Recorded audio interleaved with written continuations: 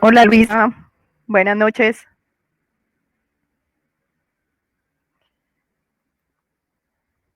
Luisa, vamos a esperar un momentico. Si aparece alguien más o si no en 5 minuticos, entonces estamos empezando. No sé si te parezca mejor que empecemos explicando lo de ecosistemas acuáticos, o sea, la presentación que les mandé, o si empiezo por la calidad del agua y luego lo de las indicaciones para realizar el trabajo.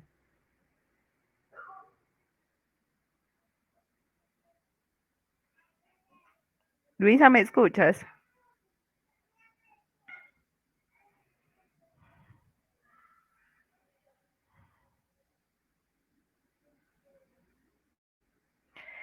Estuviste mirando la presentación de ecosistemas acuáticos.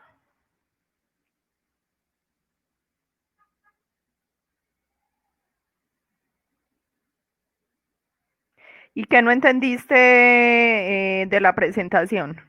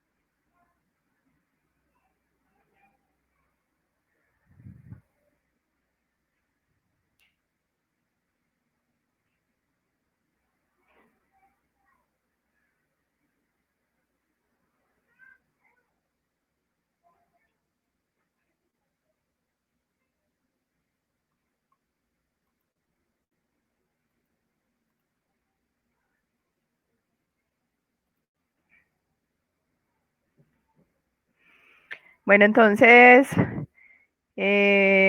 vamos a dar inicio, porque no creo que, pues, como que nadie más se vaya a presentar. Como pudiste observar en la presentación de ecosistemas acuáticos, hay dos tipos de ecosistemas. Los ecosistemas continentales o mal llamados ecosistemas acuáticos dulces y ecosistemas marinos.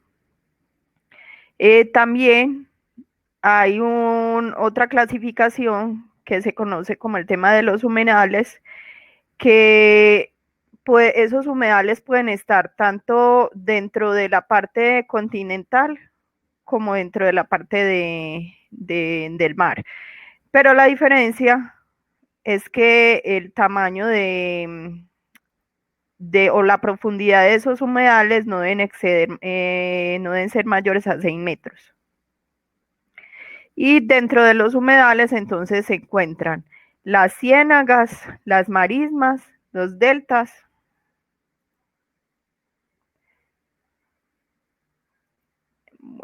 Y me voy a devolver por acá.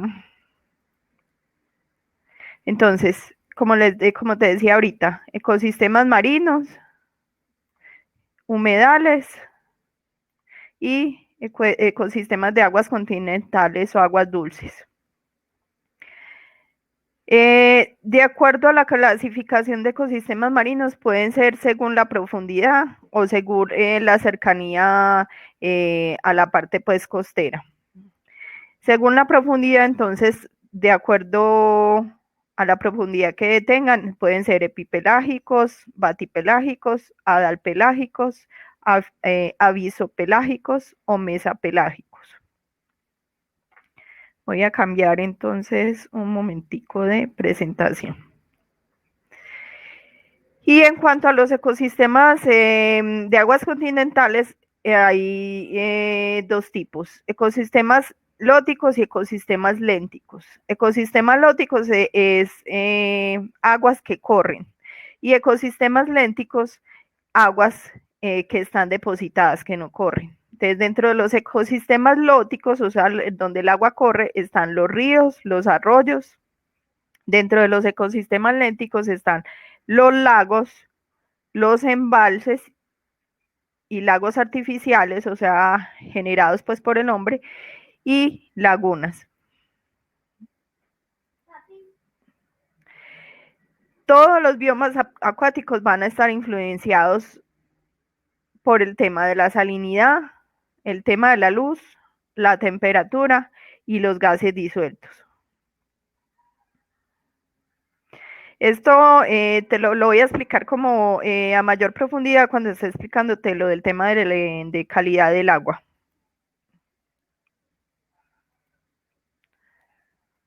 Bueno.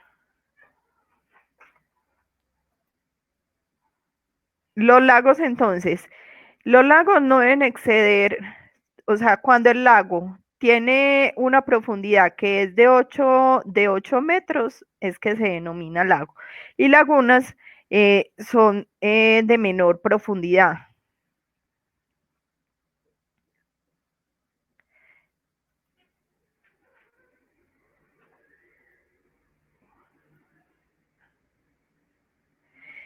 Las zonas entonces de vida de los ecosistemas lénticos está la litoral, la lignética, la zona profunda y la zona bentónica. La zona litoral entonces es la que está cerca entonces a esa placa continental o a la Tierra, ¿cierto? Como se observa acá. La zona lignética es una zona que queda más alejada de la zona litoral y que es poco profunda. Allí vas a encontrar entonces algas y cianobacterias. En la zona profunda se van a encontrar entonces bacterias verdes y rojas fotosintéticas.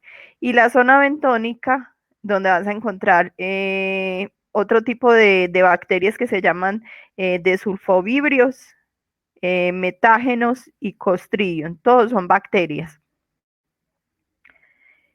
En la zona lignética también hay pseudomonas, caulobacter y hipomicrium. Todo esto está hablando de bacterias. Estas zonas van a estar influenciadas por el tema de la energía solar, como muestra el dibujo. Entonces, la zona donde llegan mayor cantidad de rayos del sol van a ser la zona del litoral y la zona lignética. Esas zonas son sobre todo la zona lignética, son zonas donde hay mayor productividad. ¿Te acuerdas que en el tema de cuando estuvimos tratando lo de ecosistemas hablábamos de productividad? O sea, lo del tema de mayor biomasa debido a la cantidad de energía lumínica que está recibiendo ese ecosistema.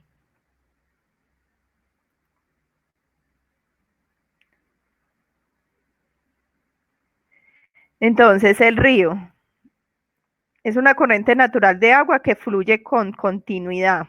Entonces, lo importante de esto es que fluye con continuidad. Muchas veces desembocan en el mar, en un lago o en otro río. Esa parte final del río se conoce entonces como desembocadura. A veces esa agüita entonces desemboca en zonas pues que están desérticas, o sea que no tienen presencia de plantas, entonces el agua ahí se infiltra o se evapora. Los arroyos y riachuelos, la característica es que tienen un muy poco caudal, como lo puedes ver en las fotografías o imágenes. Estos riachuelos, dependiendo de la época del año, pueden desaparecer. En época, por ejemplo, de mucho verano, esos riachuelos pueden desaparecer. El caudal, en comparación con el río, el caudal puede ser muy escaso, muy esporádico. Y ya cuando el caudal es tan pequeño, se conoce como torrente. Cuando estuvimos viendo el tema de ciclos biogeoquímicos, y estuvimos trabajando el tema del fósforo, del nitrógeno, hablamos de un término que se llama eutrofización. ¿Qué quiere decir? Que cuando a esos lugares, sobre todo los ecosistemas lénticos, o sea, donde el agua se deposita, cuando en esos lugares cae mucho fósforo y mucho nitrógeno, aumenta la cantidad de plantas, o sea, de alimento para esos microorganismos que hay ahí. Al aumentar la cantidad de plantas, aumenta la cantidad de los organismos, empieza a disminuir el oxígeno y por último mueren muchos de los organismos que hay ahí, o sea, se produce hipoxia, o sea, falta de oxígeno. Hay una clasificación de las aguas. Unas se conocen como aguas oligotróficas, aguas eutróficas y aguas mesotróficas. Las oligotróficas tienen bajo contenido de nutrientes, las eutróficas tienen alto contenido de nutrientes, mientras que las mesotróficas tienen un contenido intermedio.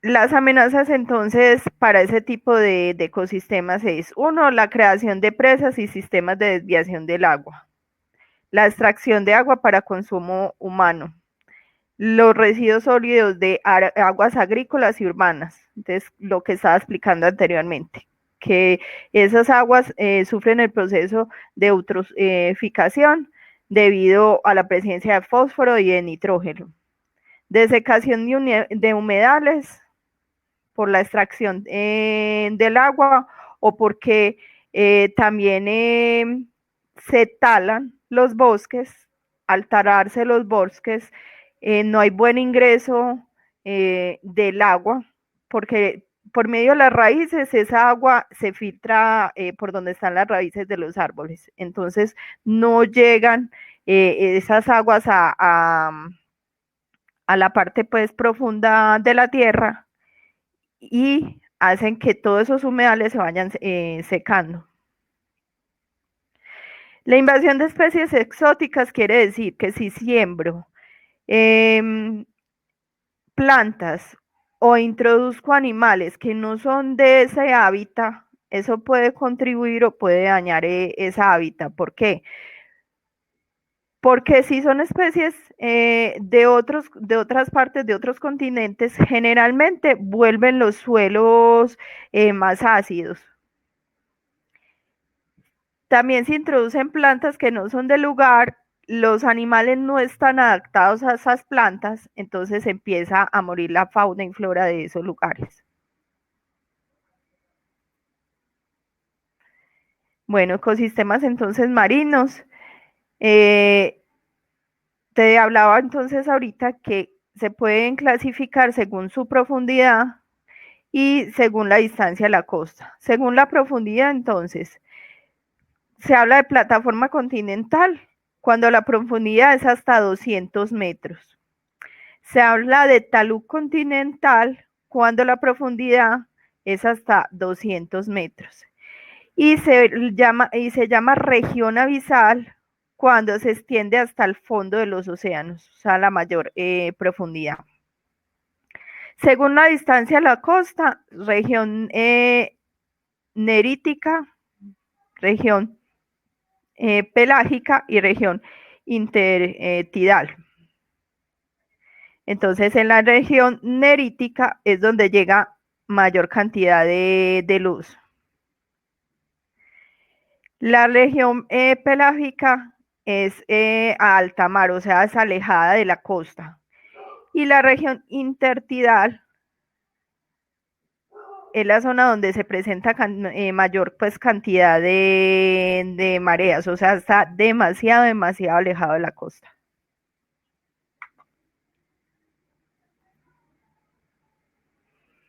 Entonces, de acuerdo a esta clasificación o esta imagen está mostrando la ubicación o la clasificación dependiendo de la cercanía a la costa. Entonces, la zona litoral está cerca acá a la costa. La zona nefírica es la que continúa después de la zona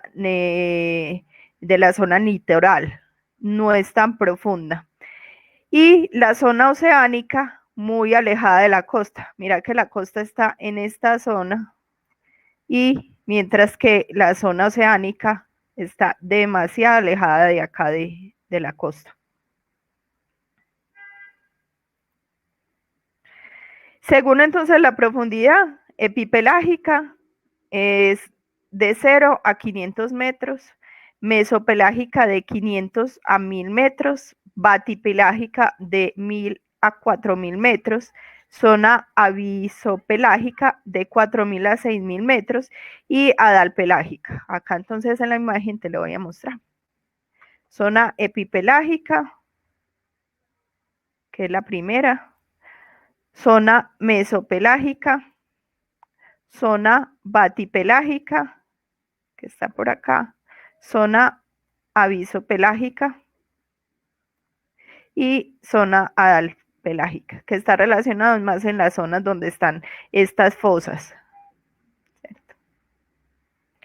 Recuerda que acá también, al igual que en los ecosistemas lénticos, también si hay en zonas donde hay la profundidad, o sea, hay mayor profundidad, van a haber menos ingreso de los rayos de sol, o sea que en esa zona donde hay poco ingreso de los rayos del sol, se da poco el proceso de fotosíntesis, o sea, la producción primaria disminuye ahí en esa zona, mientras que en las zonas que están con menos profundidad, como la epipelágica y la mesopelágica, son zonas que tienen buen ingreso de los rayos lumínicos, o sea que ahí en esa zona es donde hay mayor producción primaria.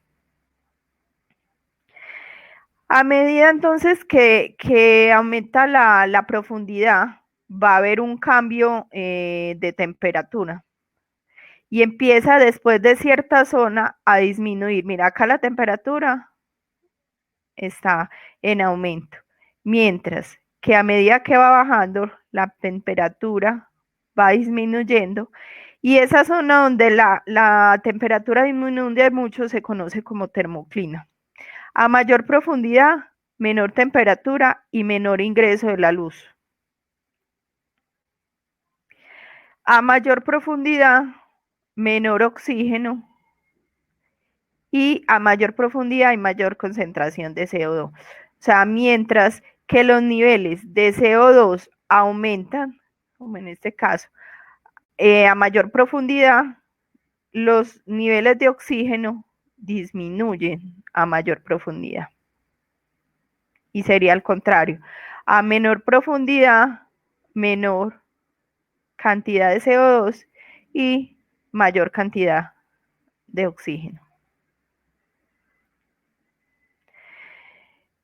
Hay organismos que están en ciertas zonas, dependiendo pues de la profundidad, y que les va a gustar entonces más las zonas pues donde haya mayor cantidad de luz y mayor cantidad de alimento y menor, a otros les van gustan más el tema de la oscuridad y el alimento es disminuido, pero ellos llegan a un momento en que se especializan y se encuentran en esas zonas como la alimentación como adecuada. Entonces, el plancton son organismos pequeños y se puede conocer como fitoplancton, o sea que está relacionado con el tema de plantas. Fito es planta. Zooplancton relacionado con el tema de animales. Entonces, ese plancton puede ser desde protozoos unicelulares, o sea, organismos muy pequeños conformados por una célula, hasta organismos más grandes como las medusas.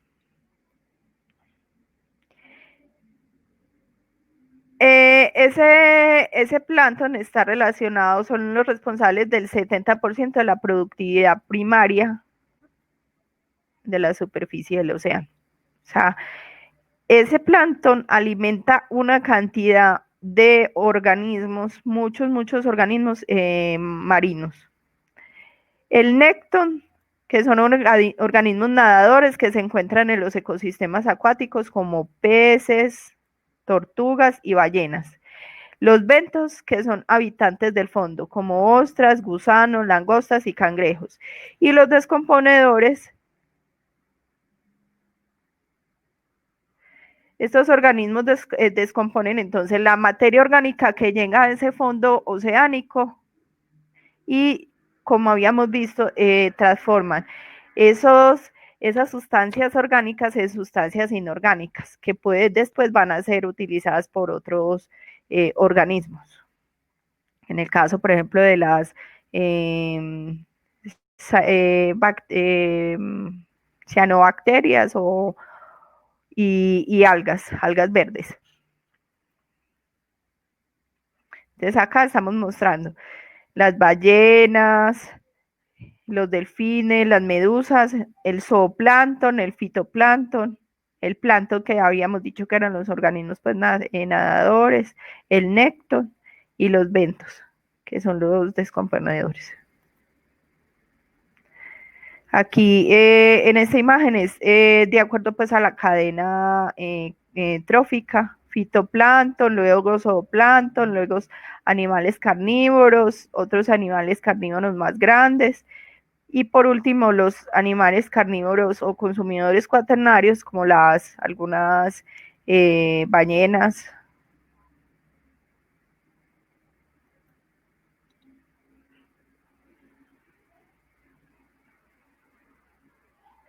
Bueno, la zona costera interactúa entonces con la parte de la tierra, está muy afectada por las actividades humanas. Aquí hay alta productividad neta, lo que te decía, por el ingreso de buena cantidad de rayos de sol. Además, porque a esa zona llegan de ríos o de humedales una cantidad de nutrientes. Entonces se extiende desde el borde de la plataforma continental, o sea, donde está la Tierra, hasta la marca de la marea alta en la Tierra.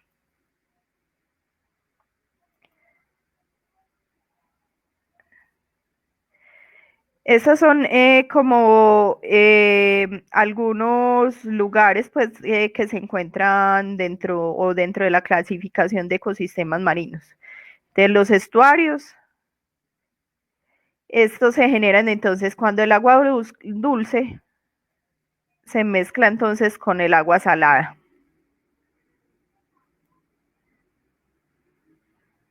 Desembocadura en el mar de un río amplio y profundo.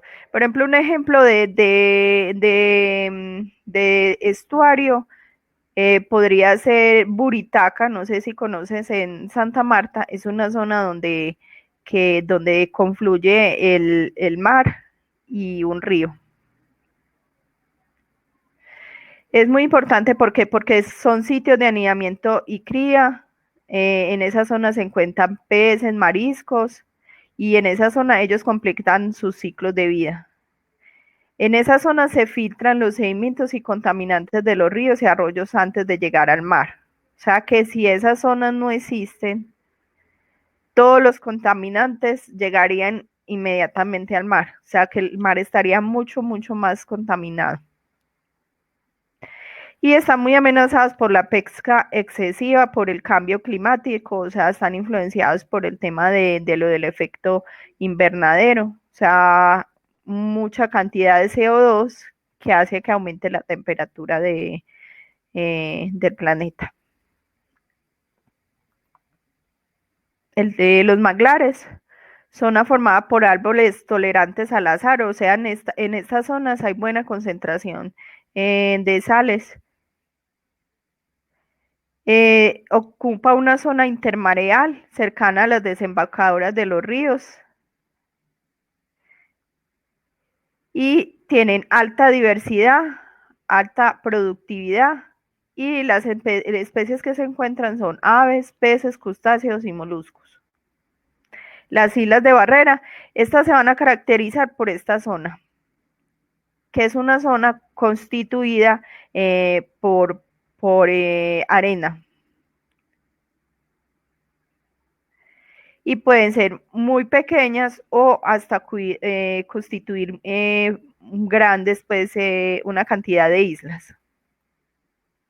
Los arrecifes coralinos que están conformadas por, como lo dice su palabra, por corales y algas zootantelas. O sea, hay una simbiosis. Quiere decir, cuando hablamos de simbiosis, que ahí se van a estar beneficiando ambos organismos. Esa zona entonces por mucho tiempo va a acumular nutrientes y carbonatos de calcio, que el carbonato de calcio, recuerda que los esqueletos de algunos organismos están compuestos de carbonato de calcio.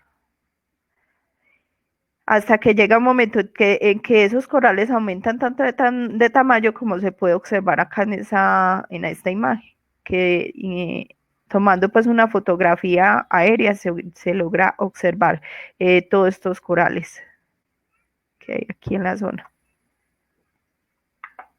Entonces aquí en la fotografía o la imagen de abajo muestra el coral y las algas, la asociación con las algas zooxantelas. Perdón.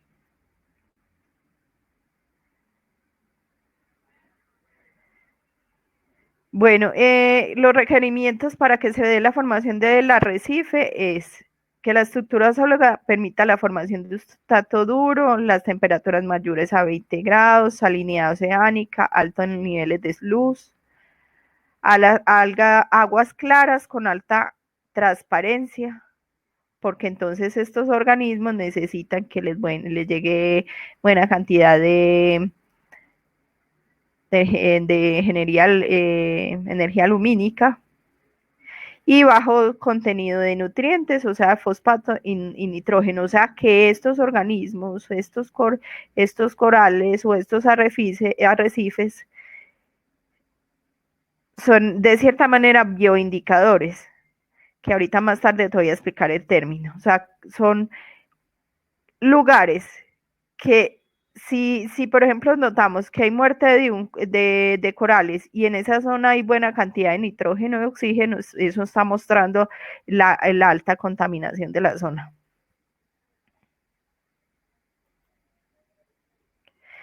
¿Qué amenaza entonces estos corales?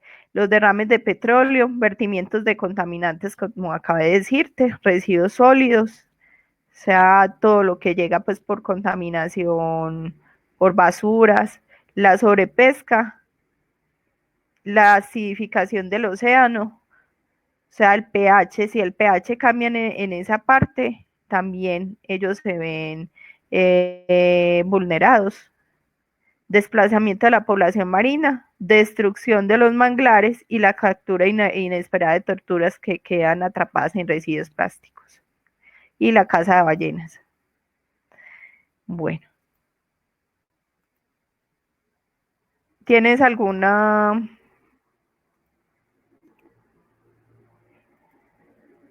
pregunta?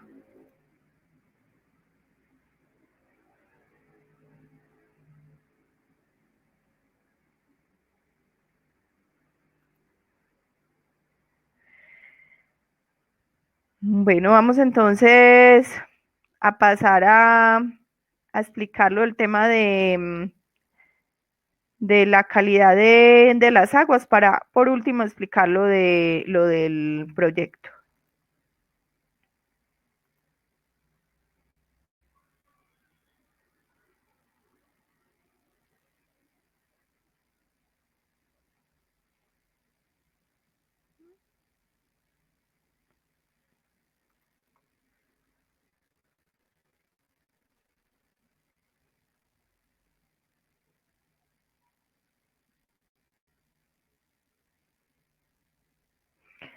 ¿Ya has pensado de pronto en qué tema piensas trabajar, con qué tema piensas trabajar el proyecto de ecosistema acuático, Luisa?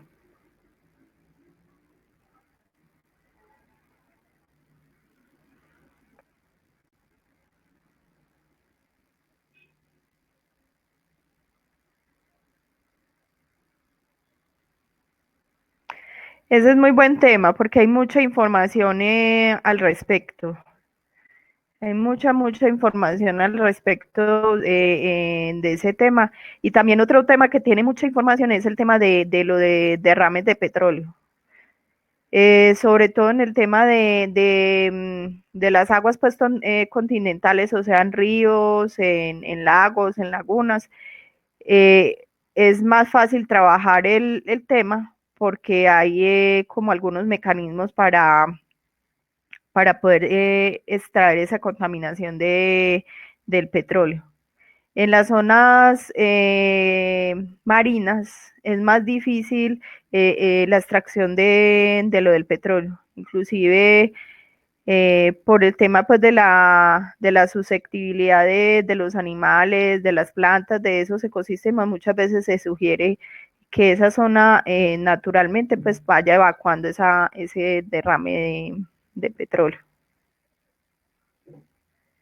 ¿Y lo piensas trabajar en qué, de los ríos, pues por minería, en qué parte? Porque no lo puedes dejar así tan amplio, tienes que trabajarlo como a nivel de pronto de Antioquia o de algún municipio de Antioquia o de otros municipios pues de Colombia o a nivel mundial, pues donde veas que haya como más eh, donde haya como, estén como más intervenidos por ese tema de la minería.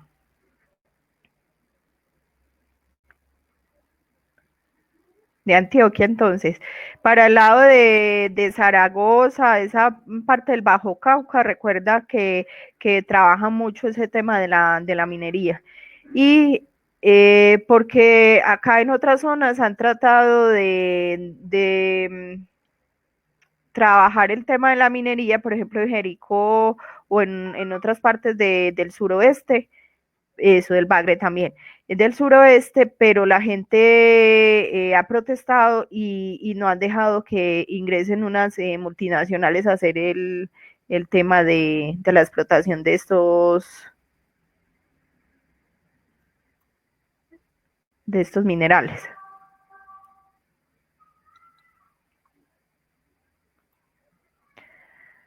Bueno.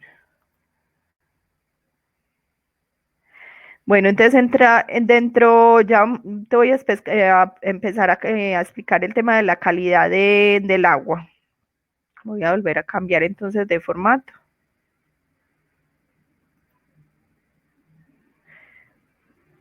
Entonces, dentro de los contaminantes se encuentran aceites y grasas, ¿cierto? Que pueden ser restos alimentarios o de origen mineral. Estos forman una película que afecta a la vida biológica. Los detergentes, entonces los perjuicios serían el tema de la formación de espumas, formación de películas, contenido en fosfatos y el incremento del contenido en boro.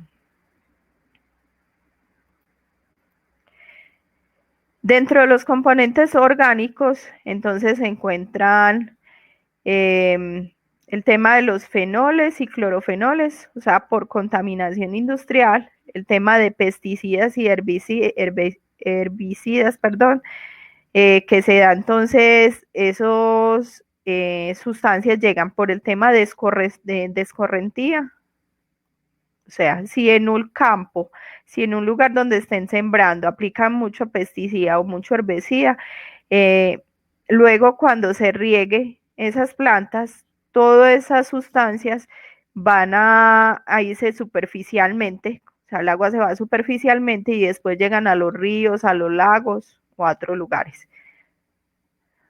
O también por el tema de industria agroalimentaria, el lado pues de las materias primas. También otros temas contaminantes es el PCBs utilizado en industrias.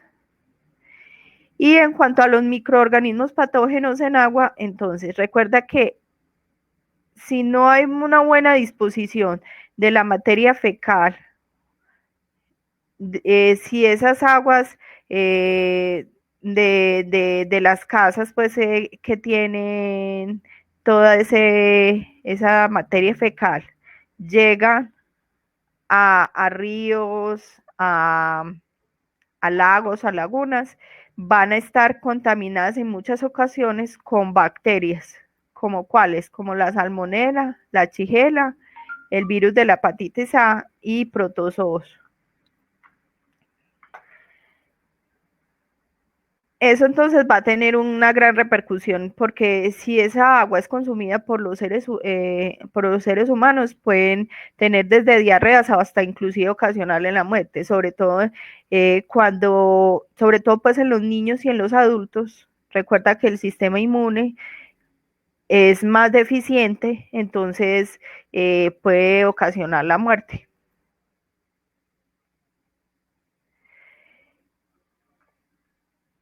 ¿Qué se estaría entonces mirando también con esos, si hay presencia pues de estos microorganismos? Esos microorganismos serían indicadores entonces, o estaríamos midiendo lo de las coliformes totales.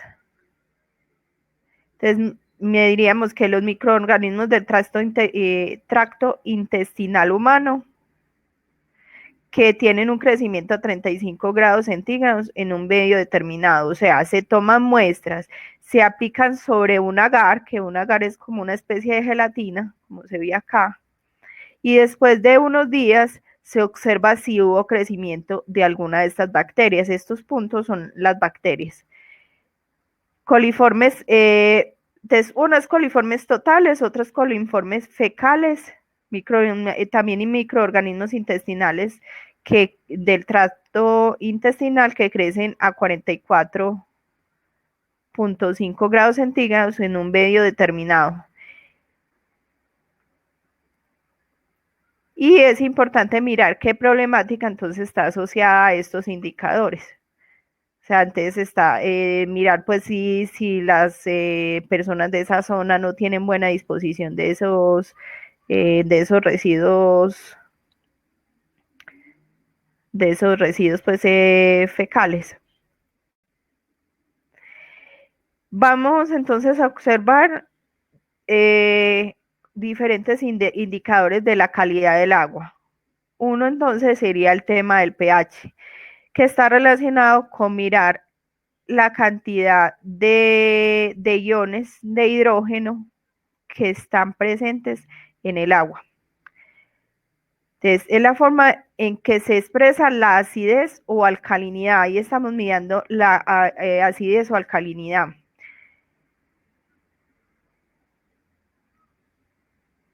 Bueno, expresa la concentración, como decía, de hidrones en una sustancia y se puede medir por el metro colorimétrico o por el medio del potenciómetro.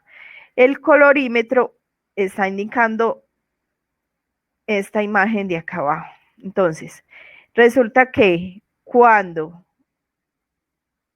después de medir observamos coloraciones entre naranja y un verde claro quiere decir que esa agua tiene, es muy ácida.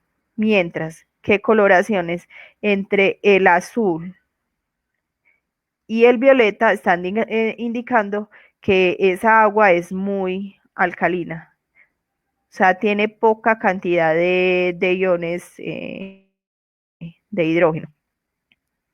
Y 7, que es el verde más oscuro, está indicando que entonces el pH es un pH neutro. Entonces, como se ve acá, más presencia de iones de hidrógeno y mientras que el agua alcalina tiene más presencia de iones OH. Y el neutro, donde la cantidad de iones de hidrógeno y de iones OH es igual, que sería el pH neutro. Bueno, entonces valores extremos del pH pueden originar la muerte de peces drásticas, pueden ocasionar drásticas alteraciones en la flora y en la fauna, reacciones secundarias dañinas, por ejemplo, cambios en la solubilidad de los nutrientes y formación de precipitados.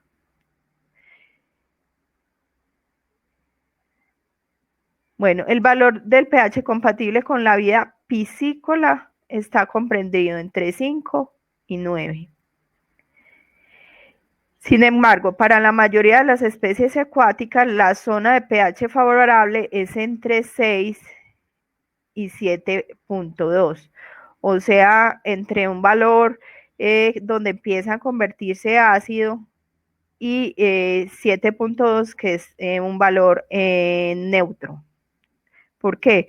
Recuerda entonces que donde haya ecosistemas pues que están como tirando hacia lo alcolino o hacia lo neutro, hay buena cantidad de oxígeno, sí, de oxígeno.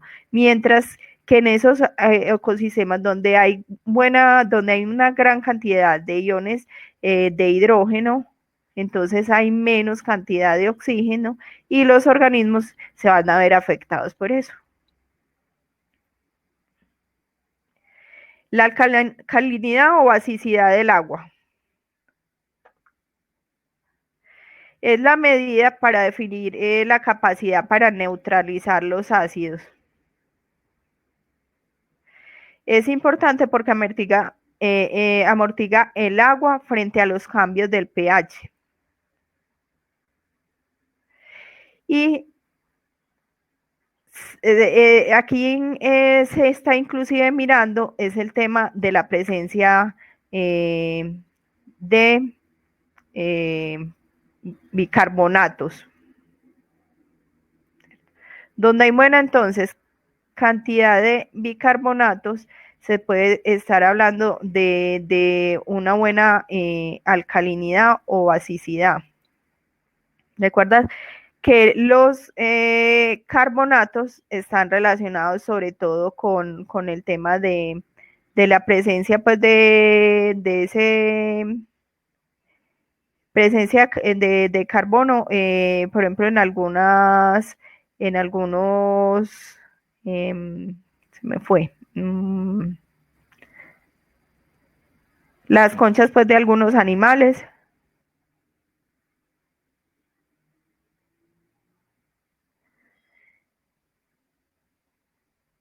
O sea, la presencia sobre todo entonces de la parte del carbono.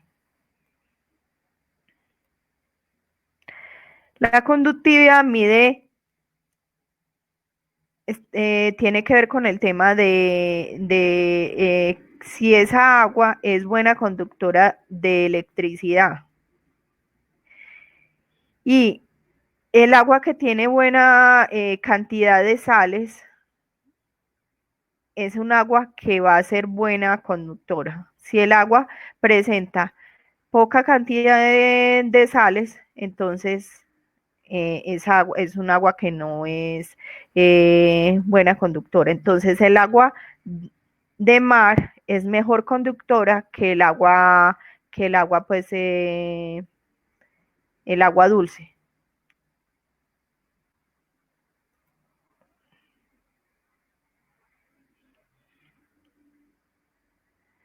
Este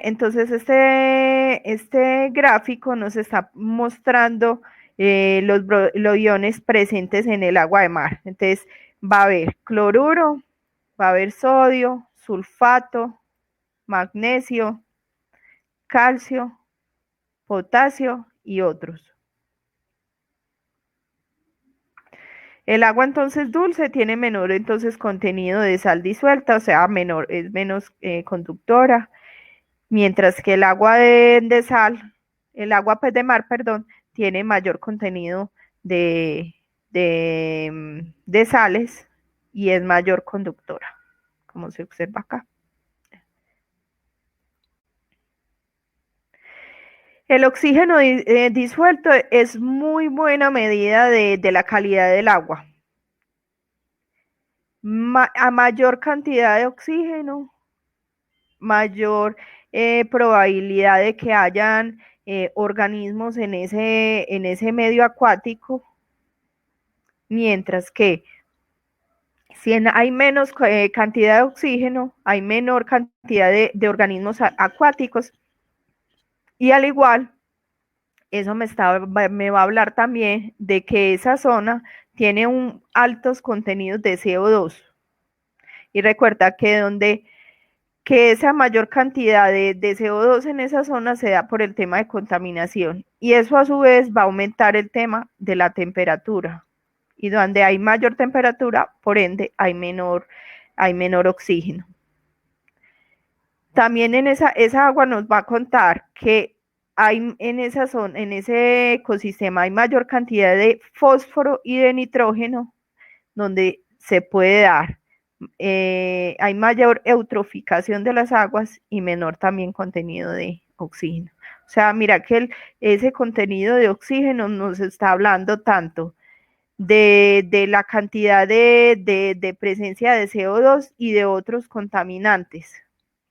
Y a su vez nos va a estar contando si hay buena presencia o baja presencia de organismos. La turbidez está relacionada con la cantidad de partículas en suspensión. Entonces, como se ve acá en la imagen, la primera tiene menor contenido de partículas suspendidas, entonces por eso tiene un valor de menos 10. Mientras que la última imagen tiene mayor cantidad de partículas suspendidas y por eso la concentración es tan alta, es más turbia entonces esta última. Para medir entonces esos niveles de turbidez se utiliza un nefelómetro o un turbidímetro. Esos miden entonces la cantidad de intensidad de la luz dispersada a 90 grados. Entonces, igual, en lugares que, por ejemplo, un lago donde se observe mucha turbidez, va a haber menor ingreso de los rayos de sol y por ende menor productividad primaria, menor cantidad de microorganismos ahí porque hay menos cantidad de nutrientes que ellos puedan utilizar.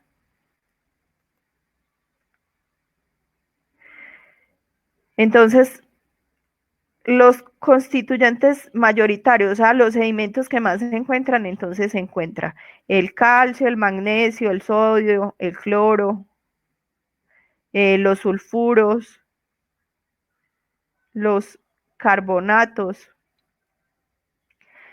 los componentes minoritarios, el boro, el potasio, hierro, el nitrógeno y algunas trazas de otros minerales o constituyentes. El cobalto, el cobre, el plomo, el zinc. Se utilizan entonces, sobre todo en Estados Unidos, hay una organización que se encarga de la protección ambiental y ellos dan como unos criterios de unas concentraciones permitidas en cuanto al tema de pH, alcalinidad, de oxígeno. Entonces ellos hablan de que el pH recomendado debe ser entre 5 puntos, de 6.5 y 9.5, el pH del agua, que la alcalinidad debe ser de 20 miligramos por litro o más, que el oxígeno disuelto en 30 días, en un promedio, debe ser de 5.5, que los sólidos suspendidos no deben reducir la fotosíntesis en el agua más de un 10%. En el tema de bacterias, que debe haber cero colonias de bacterias coliformes.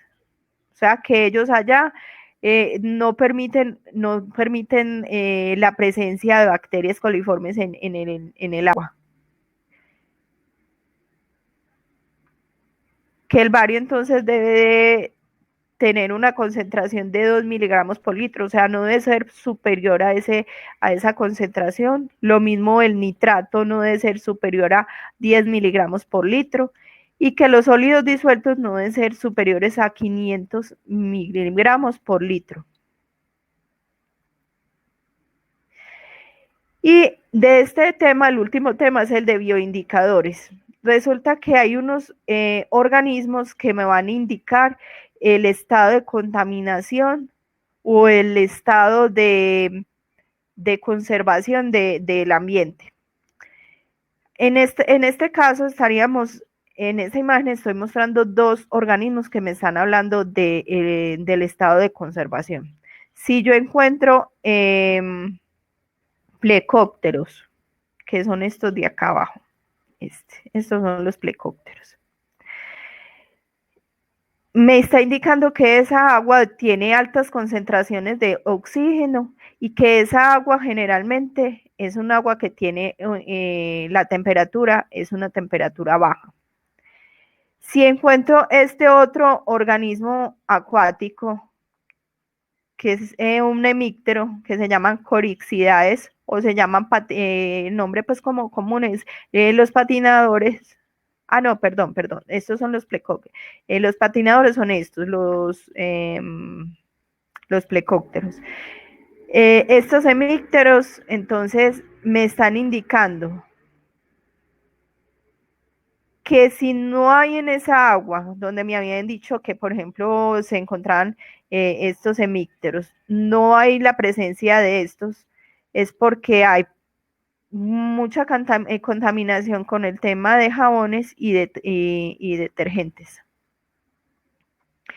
¿Y qué pasa? Que cuando hay mucha presencia de jabones y detergentes disminuye la tensión superficial. Entonces esos organismos ya no pueden sostenerse en esta agua y por ende ya no pueden vivir ahí porque ellos generalmente están como en la superficie del agua como nadando. Nadando no, pues o moviéndose, deslizándose como si estuvieran patinando sobre el agua.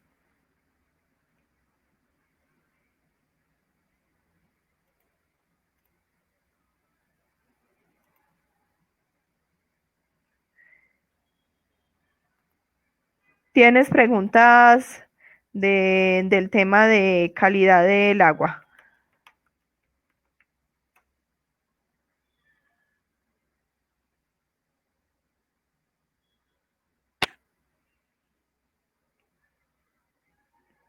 Luisa, hola. Entonces, si me entiendes, este tema de calidad del agua es muy importante para el tema del trabajo. ¿Por qué? Porque si tú vas a trabajar con el tema de minería, vas a observar qué tema de calidad del agua te va a servir para determinar si ese ecosistema está intervenido o qué acción tomar para proteger ese ecosistema. Que yo deseo mirar qué tan contaminada está esa agua por el tema de, de esa extracción, ¿cierto? Por metales pesados.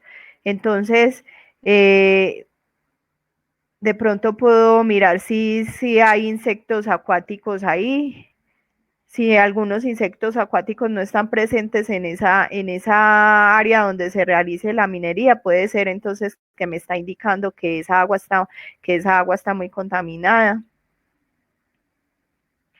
Si además de eso hago una medición, por ejemplo, del tema de lo de la turbidez y observo que hay muchas partículas eh, o muchos minerales disueltos en esa agua, entonces es posible que entonces todos esos minerales que están cayendo a esa agua me estén afectando la calidad del agua y por ende vaya a haber menor cantidad de organismos o microorganismos en esa agua. ¿Sí entiende, Luisa?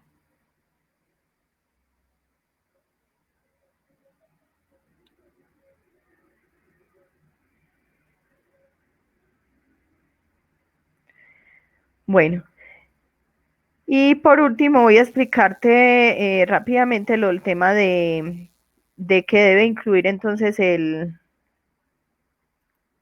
trabajo.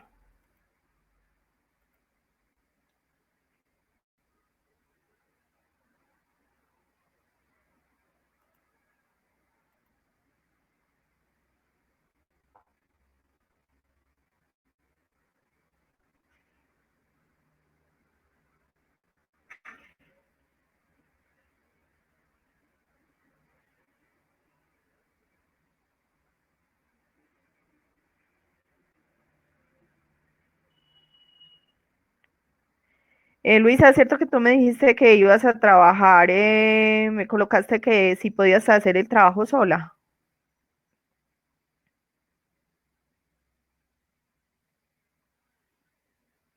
Ok. Por lo que veo, cierto que en este grupo casi no, o sea, ninguno me ha mandado trabajos solamente el primer trabajo, en la primera parte de ecosistemas, solo un grupo pues trabajó con varios, de resto todos fueron trabajos individuales. Creo que tú trabajaste con la otra chica Luisa, ¿cierto? Y si no estoy mal con Wanda.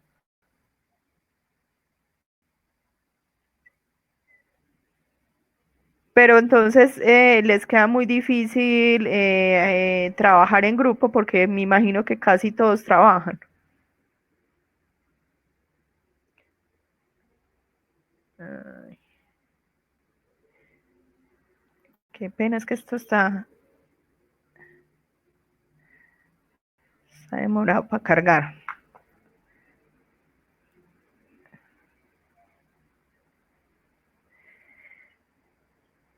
Ah, bueno, y vive muy retirado. Sí, es más difícil. Bueno, entonces esta es la parte de instrucciones para la presentación del proyecto de investigación sobre la recuperación de un ecosistema acuático contaminado.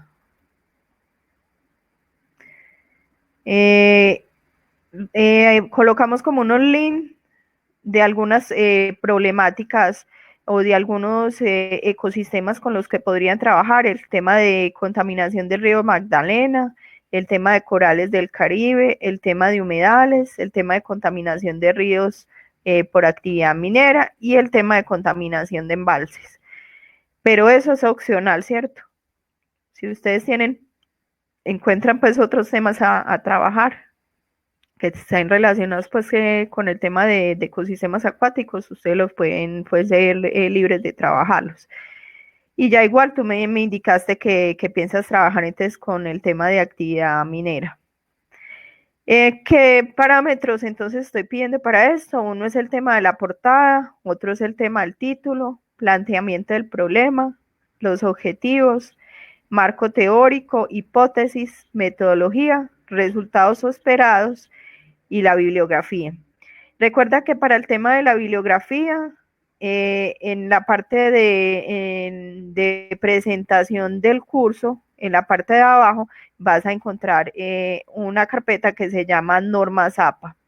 En esa carpeta está cómo citar el texto y además de eso, cómo colocarlas en bibliografía o incluso pues la cibergrafía.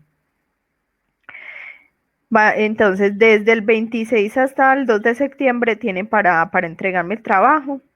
No debe superar las 12 páginas y esto va incluyendo la portada, el tipo de letra es Arial, el texto es justificado y el interlineado debe ser de 1.5. ¿Por qué de 1.5? Porque es mayor el espacio, entonces se alcanza a observar mejor lo del tema de lo de las letras.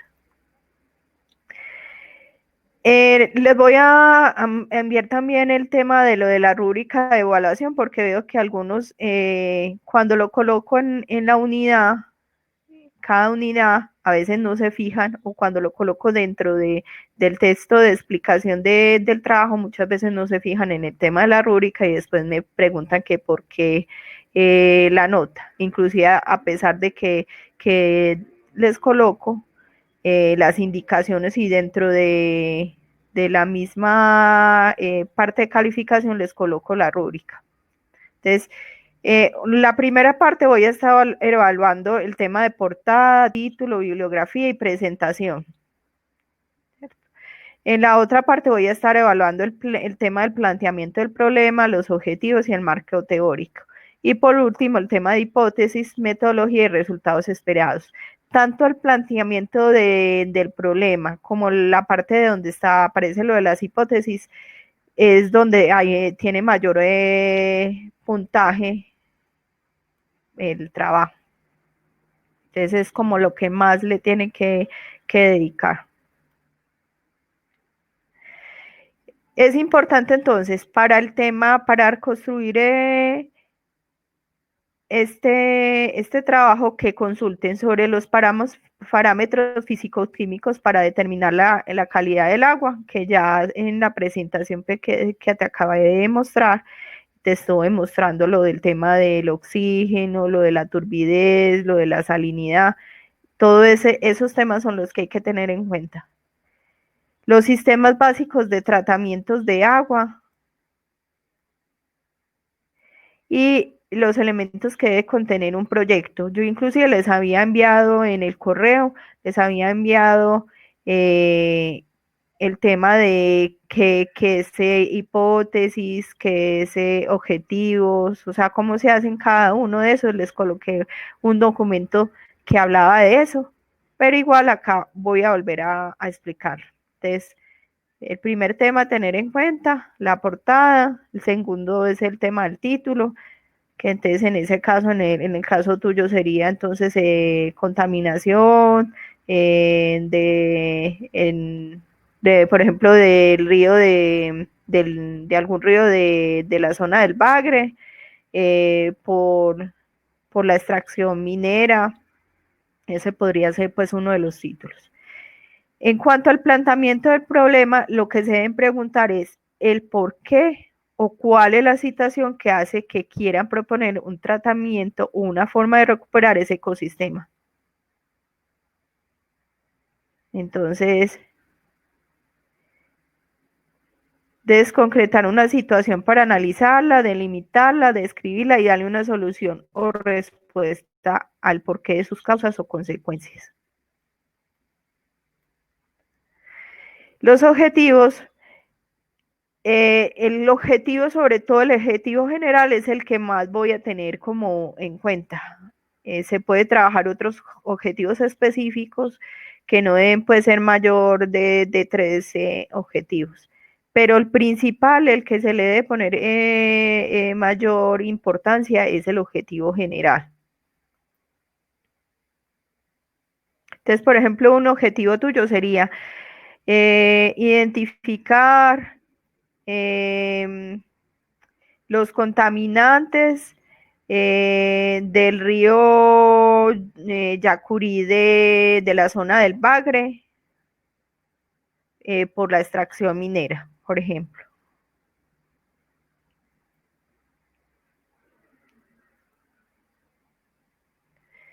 Y además de identificar esos contaminantes, identificar las posibles soluciones para solucionar la contaminación de ese río. El marco teórico, ¿qué temas debe trabajar? Entonces, ¿qué ecosistema acuático estoy trabajando? En este caso, tú me dices que sería un río. ¿Cuál es la importancia de ese ecosistema acuático para los seres vivos o para las personas de esa zona? ¿Cuál es el agente contaminante? Entonces, si es el cal, si es el CO2, si es el mercurio, ¿cuál es el contaminante? ¿Por qué ese agente contaminante está causando tanto daño? Entonces, ¿qué puede hacer el mercurio entonces en el caso, en los organismos, pues, qué daños causa en esos organismos? ¿Cuáles son las principales empresas o industrias que están causando ese daño? Entonces tú buscarías que la Golden, por ejemplo, es una de las empresas que está haciendo mayor extracción minera en esa zona del Bagre. Entonces ahí está respondiendo esa parte. ¿Y qué alternativas hay para solucionar ese problema de contaminación? Entonces mirar si, por ejemplo, el tema de la minería a pequeña escala, eh, sería mejor trabajarla, ¿cierto? Porque ellos no trabajan, por ejemplo, con mercurio.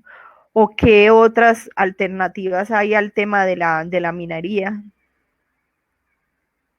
Entonces, en resumen, es lo que se conoce sobre la emisión o liberación de ese agente contaminante en ese ecosistema acuático. ¿Por qué puede generar o constituir un daño para ese ecosistema?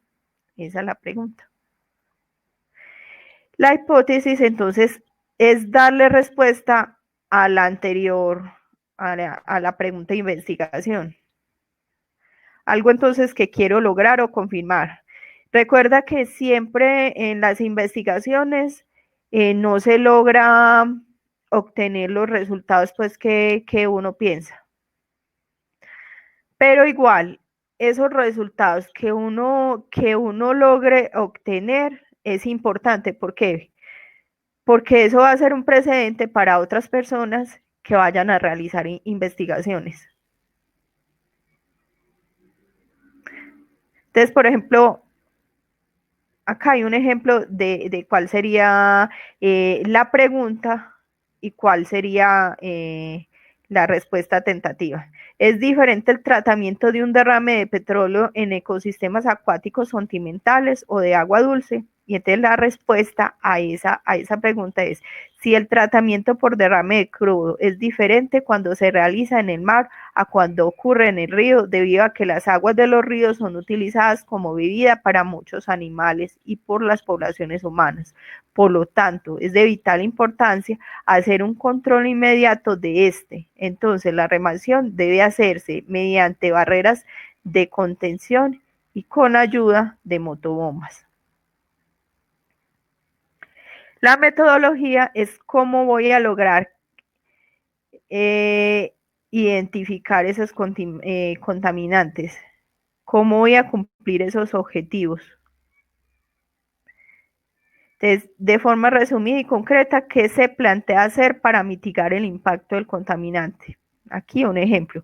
Realizar un plan de contingencia que comprenda contención, limpieza y recolección del crudo sobre el río Catatumbo y la quebrada de la Liana, mediante la conformación de un equipo de 120 personas. Entonces, mira que ahí está indicando cómo se va a hacer ese trabajo, distribuidas a lo largo de 4 puntos de control y 108 barreras para contener la mancha. Barreras, entonces muchas veces se utilizan como unas especies de cuerdas, como con unas especies de tela que van deteniendo ese derrame del crudo.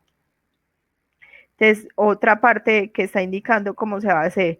Los dos primeros puntos de control se ubicarán sobre la quebrada y están a tantos kilómetros. Y después dice que el punto de control estará ubicado eh,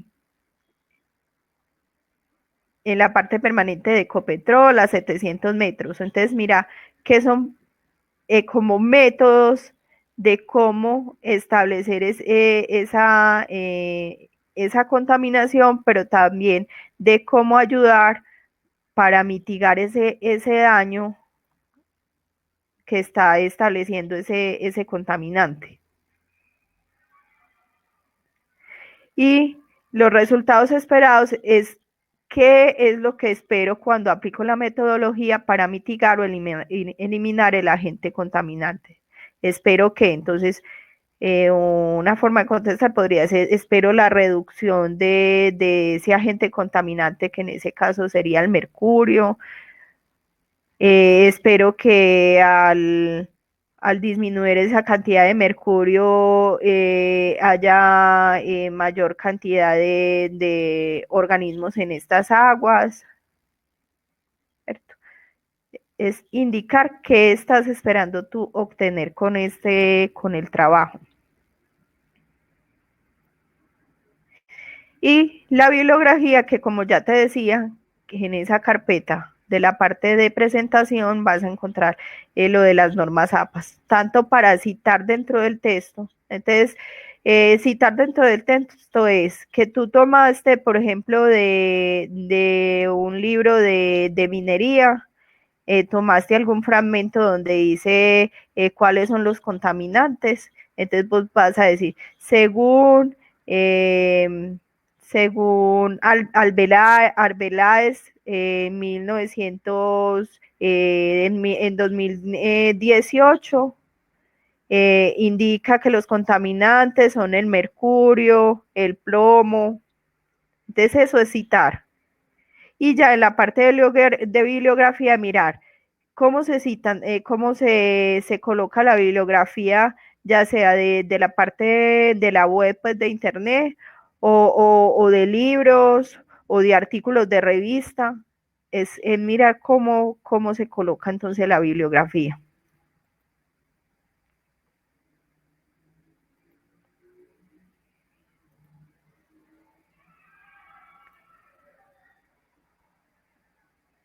Bueno, ¿tienes alguna pregunta?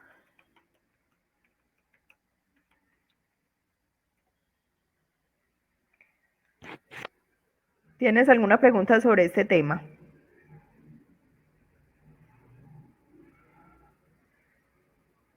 Luisa. Luisa, hola.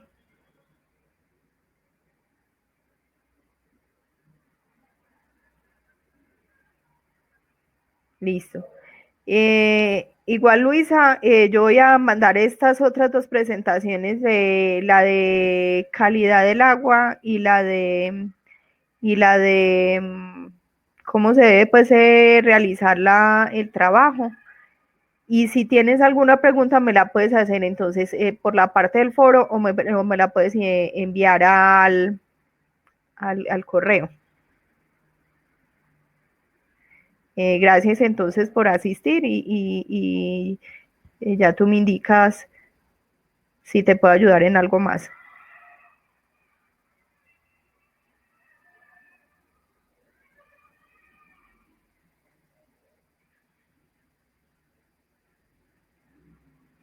Listo. Bueno, feliz noche, y espero entonces que puedas realizar muy bien tu trabajo. Gracias por estar asistiendo entonces a los encuentros sincrónicos, que me parece muy importante que ustedes aprovechen estas plataformas. Feliz noche.